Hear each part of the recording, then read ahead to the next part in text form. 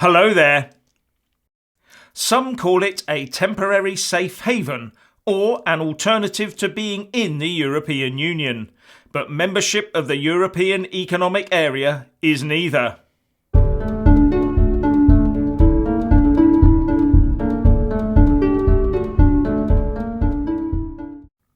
Should the UK make the mistake of entering the European Economic Area in its own right, either as a temporary safe haven or as a full answer to Brexit, then we will find ourselves within a decaying orbit around the European Union.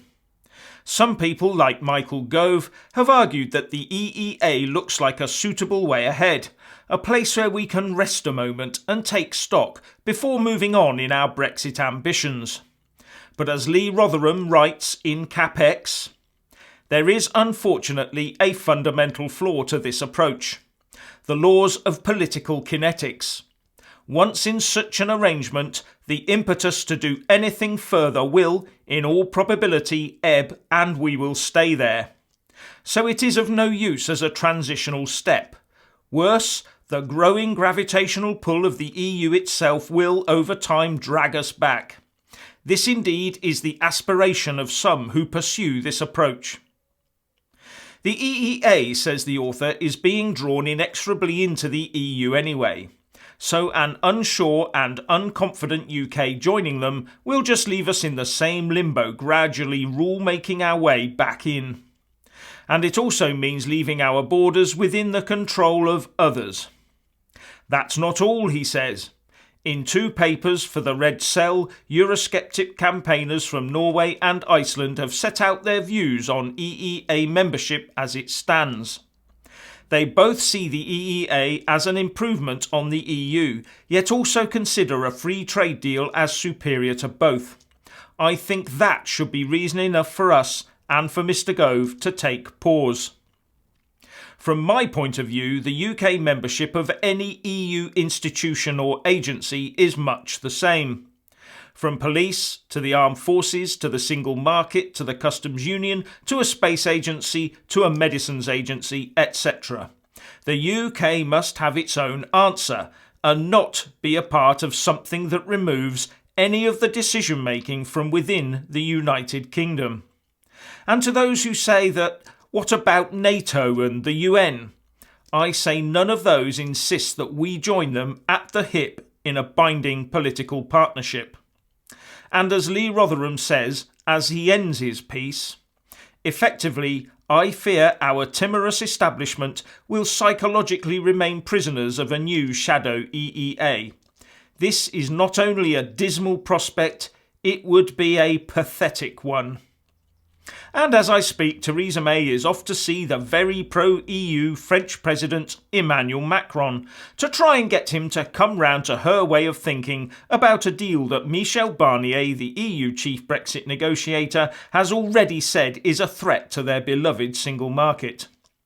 But the former UK ambassador to France, Lord Ricketts, has told the BBC that as a total believer in the European project, Macron is the last person who would want to soften his stance with the UK.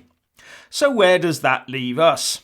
Well, with every day that passes, it leaves the UK another step nearer a full no-deal Brexit, as the time to try and extend Article 50 or fit another meaningful EU referendum into the time left available ebbs away. And the nearer we get to Brexit Day on March the 29th, 2019, the braver a Prime Minister would have to be to pull the plug and either extend Article 50 or call another referendum. And that's especially true of Mrs May, who's always promised that Brexit means Brexit. Finally, here's some stuff you may not have heard from the mainstream media.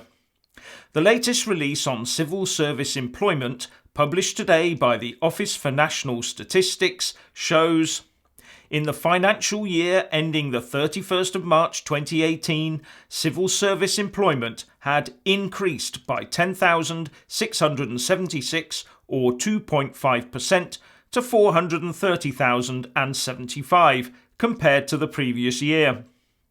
Of these, 331,392 were full-time, which is 10,299 or 3.2% more than the previous year, and part-time workers increased by 447 or 0.5% to 98,683. Of those that declared, 12% were from an ethnic minority and 10% were disabled. Median gross annual earnings for civil service employees, excluding overtime or one-off bonuses, were £26,610, an increase of £710 or 2.7% on the previous year. One supposes that this increase in the civil service was to take on more people to internally oppose Brexit, because I don't see much pro-Brexit work being done. But at the same time, police budgets and numbers are being cut in the face of rising crime. What is going on? So, please let us all know what you think by leaving a comment below. Thank you for watching. Please do like and share this video, and also subscribe to my channel. And when subscribing, please do remember to press on the little bell next to the subscribe button. That way you'll get an alert every single time I put up a new video.